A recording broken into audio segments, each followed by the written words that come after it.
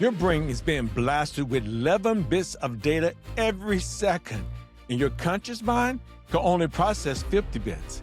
That means you aren't seeing reality. You are seeing a filter of a 50-bit distortion.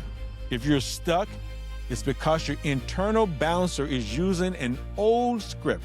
You're deleting opportunities and generalizing failures because your neutral hardware is wired for the past.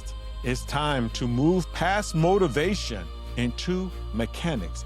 We're talking synaptic pruning, myelination, and how to align your brain for the flow state. I'm giving you the Grandmaster Guide to rewiring your brain. Stop fighting biology. Start engineering your breakthrough. Listen to this podcast of Legit Mindset right now. And I'm Curtis Mccullom. Be legit.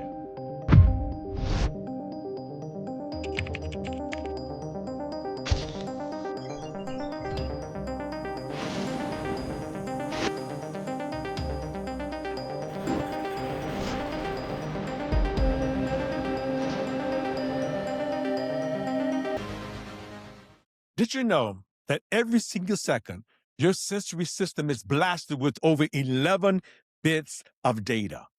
11 million. But here's the catch. Your conscious mind can only process about 50 bits or so. What that means is there is a massive bouncer at the door of your mind, deciding what gets in and what's is actually tossed out. And if the bouncer is using some old programming, some old outdated script, you aren't even seeing reality. That's the crazy thing about it. You're seeing a filter, distorted version of it. Today, we aren't just talking about mindset. We're actually diving into the hard science of how you actually change. We're looking at the biology of the brain, the architecture of language, and the physics of flow. Welcome to the Legit Mindset Podcast. I'm Curtis Mccullom. I'm a master practitioner of neurolinguistic programming, a certified clinical hypnotherapist, and the founder of Bespoke Human Potential Coaching, the creator of the Legit Mindset. And today, guys, is going to be a great show. Today, I'm giving you the master guide to the science of change. It's time. It's really past time for us to look under the hood of our minds. Welcome to the show. Why do some people see opportunities and others see obstacles? Or some see the glass as being half full and others, they always see everything's half empty. And it's a concept that we call the map is not the territory. This concept here is one of the cornerstone presuppositions of neurolinguistic programming. You know, scientific research shows us that to prevent information overload, think about it, we got 11 bits of data coming to us every second. Your brain performs 3 specific functions. It performs deletion, it performs distortion, and it performs generalizations. These 3 processes, deletion, distortion, and generalization, are the fundamental ways in which our brains, our conscious mind filters this overwhelming torrent of information we receive every moment. They're the mechanism that allows us to process the world efficiently. But they can also limit our perspective and create unnecessary challenges. Deletion. Deletion is the unconscious selective filtering sensory information, ensure that only what it deemed important or relevant or by our internal map of the world reaches our brain, our conscious awareness. See, if we didn't delete, we would be paralyzed by the sheer volume of data. Think about all this data that's coming into. We'd just be stuck. Okay. Thinking about our clothes and thinking about the sounds. For example, let me show you what deletion looks like. The subtle feel of your clothes on your skin. You don't feel it now. If I tell you about it, you start to look at it. The background hum of an air conditioner or the distant traffic noise. This is useful for focusing on a task at hand. However, problematic deletion occurs when we filter out vital, positive feedback. I completely forgot she praised my work, or critical contextual details. I only remember part where the boss criticized me and not the 5 positive points that she made first. We deleted all that stuff, or leaving us with an incomplete and often negative picture of reality. Then we think about distortion. Distortion is changing our experience of reality. It's how we create meaning. We plan for the future or enjoy art. For instance, when an architect designs a building, they are distorting their mental image of the structure into a blueprint. But problematic distortion, however, is common source of emotional distress. Let me give you an example of that, what I'm talking about. A classic example is taking a neutral look on a client's face or a colleague's face. Perhaps perhaps they were just tired or concentrating, and you instantly distort that look as though in your internal filters into a personal glare directed at you. That's distortion. Distortion involves mind reading and projection, transforming an ambiguous external event into an internal judgment, leading you feeling like defensiveness, anxiety, and resentment, and all these things like that. They're based on unverified assumptions. It's not true. It's just what our minds, we have distorted to be true. Then we look at generalizations. A generalization is the process of drawing broad conclusions from one or two few experiences.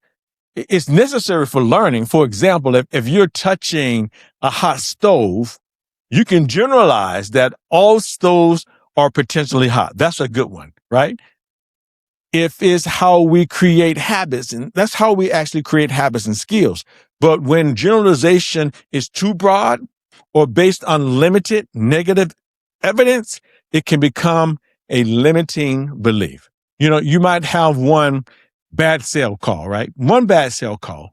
And perhaps the client was having a bad or they were having a terrible day. But you generalized that and said that this single failure into a limiting belief that I'm not good at sales, or even I'm a failure. The generalization creates this rigid global rule about your identity and your capability in preventing you from attempting the task again and effectively creating for you self-fulfilling prophecy. But when you realize that your map of the world is just a 50-bit slice of this 11 million bit reality, you stop being the victim of circumstances. You realize that to change your life, you don't have to change the territory. You just have to update your map. Now, let's look at this. Let's look at this concept through the legit mindset, through the lens of pure neuroscience. Learning is synaptic pruning. Every time you identify a limiting belief, you stop feeding that neutral circuit. The brain is deficient. It follows use it or lose it principle. When you stop using that fear circuit, the brain eventually prunes it to save energy. Imagine you was once having an embarrassing moment during a presentation, and you generalized that every single event into a limiting belief that now I'm a terrible public speaker. That generalization creates a strong, active, neutral circuit, the fear circuit. That means every time you feel that, it comes back. Identifying that limiting belief, you can become aware of the thought that I am a terrible public speaker. It's a rigid global rule and not a fact. It's just a generalization based on limited evidence. But to stop the neutral circuit, every time you receive that invitation to speak, you think about public speaking, that old fear circuit fires. Boom, boom. Instead of giving you anxiety of avoiding the task, which feed that circuit, now you consciously choose a new action, right? You stop it. You start to challenge the thought. Is it really true that I'm not always terrible? Or you proceed with the preparation anyway. That's pruning. So that's synaptic pruning. By constantly stopping the old neutral circuit, you allowing the limiting belief or fear to dictate your actions. And your brain sees the circuit as no longer being used. So applying the use it or lose it principle, your brain begins eventually to prune that connection to save energy. So that fear or limiting belief begins to fade. That's powerful, guys. And growing is the myelination. In neurolinguistic programming, NLP, we talk about building new habits, right? In science, we talk about coding the neutral pathways with myelin. What is this? This is just a fatty installation that turns a new chunky thought into a high-speed automatic habit. And that's what happens. This is how you go from trying to doing. Now, think of the learning. Think about it. I remember way back when I first learned how to drive a stick, right? The first few days, man, it was chunky, man. The first few days, the movements was hesitant. I was shifting, there was jerking, and you have to consciously thinking about every thought, the clutch, the gear, the motion, and then that neutral pathway is bare and it's slow. But after a few months, I remember, after a few months of driving that stick and daily practice, and I mean, I practice every day. Now you can shift smoothly without consciously a conscious thought. You even, you start turning on the radio. At first you tell people, don't even turn on the radio, don't do anything, got to think about this, right? Then you start singing along with the radio. The repeated, deliberate practice has wrapped the circuit in myelin, making the process automatically, fast, and effortless. See, a true habit, turning a new chunky thought into a high-speed automatic habit. This is how you go from trying to doing. Then expanding. Expanding is actually recovering the deep structure. What do I mean by that? Most of us speak in surface structure. We say things like, everyone hates my ideas. That's a massive, guys. That's a massive generalization. By questioning those words, we call what we call the meta model. We help our brains resurface the deep structure of the subconscious to recover the truth. Imagine you were trying to innovate at work, but the limited belief, I can't present my ideas well. That's the limited belief. I can't present my ideas well. It's kind of holding you back. This is a vague like surface structure. It's vague. It's debilitating statement, really. By applying the meta model, you ask probing questions. Specifically, who are the everyone who hates my ideas? Everyone hates my ideas? Challenging the generalization, how do you know they hate your ideas? That's another one. You're challenging it. You're challenging the mind read distortion. And these questions focus your brain to move past the lazy, distorted filter and recover the deep structure. You realize that the truth is not everyone hates my ideas, but rather my idea was criticized by my supervisor, John. Last Tuesday during the third quarter meeting, he said something, and this recovery, it recovered the clarity and dismantles the crippling generalization. Everybody was just one guy. He said one thing, and that doesn't mean I'm a bad presenter. Allowing you to stop avoiding all presentations, you start addressing a specific, manageable point of feedback. And what we call the meta model. We help the brain reassess these deep structures of the subconscious to recover the truth. Transforming. Transforming is flow state. And this is the pinnacle. Flow state is the pinnacle. This flow state is when you use that 50 bits of conscious attention, or it's 100% aligned with the task at hand. Now you got all 50 bits is just aligned all at the same time. There's no distortion or fear left over. The internal narrative shuts down because the brain deletes self-consciousness to save the bandwidth of performance. A real life example of that is an athlete, when they're in the zone. Think about an Olympic sprinter, a 100-meter, he's in the 100 meters finals. And at that one moment, the gun fires off, they aren't thinking about the crowd, the form, or potential outcome. Their entire conscious awareness is absorbed by that physical mechanics of the sprint.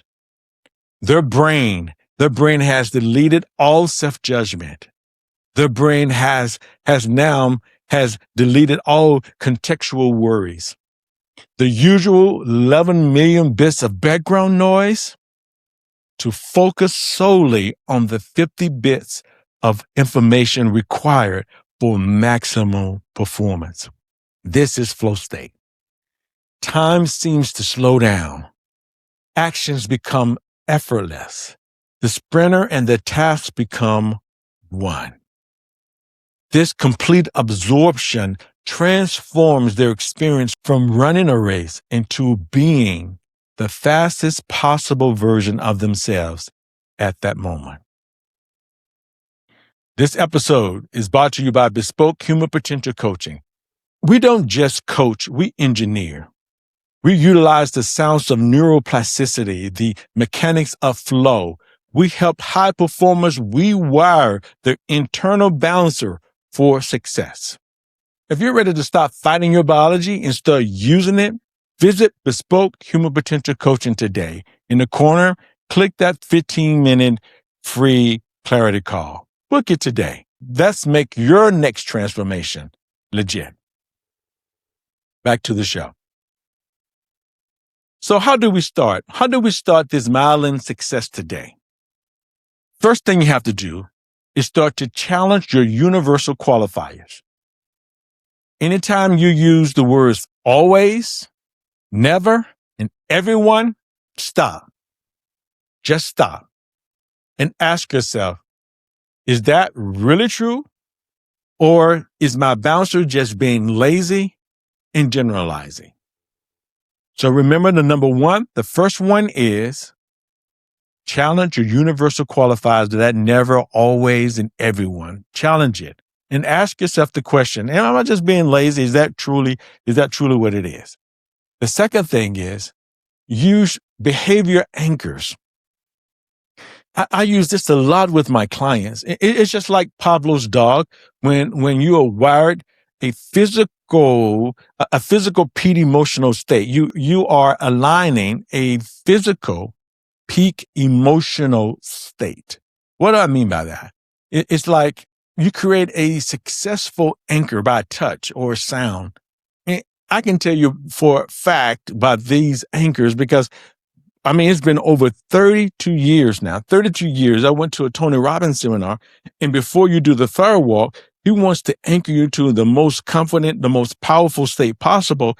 And I still feel this anchor every time I do this, my fist pump here, I get back into that physical state of optimal performance. And so with my clients, I use the index finger and a thumb. So first, over time, you want to make sure you're firing that off when you are at this high peak state. Now, you can actually, when I'm in session, we actually put you in that state. We help you get to that state.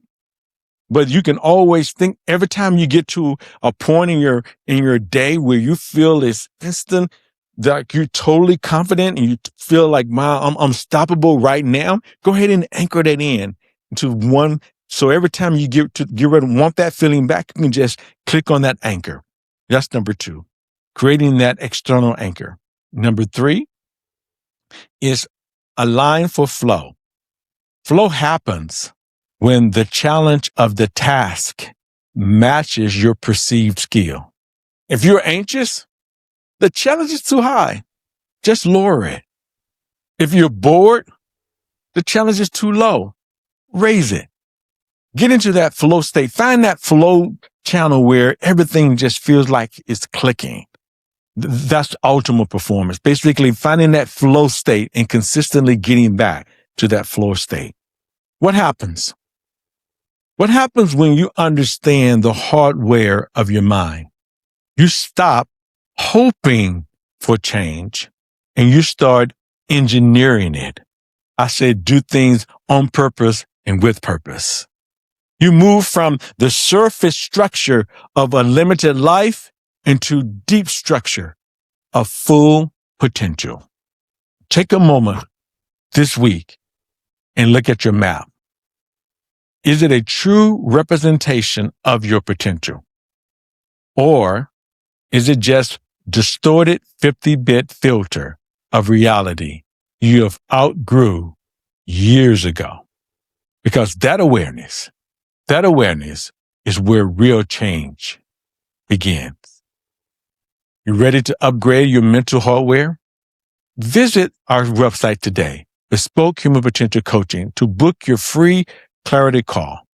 If you found value into the science of change, subscribe, share it with someone who's really already ready to move from performance to transformation. This is the Legit Mindset Podcast. I'm Curtis Mccullom. Be legit.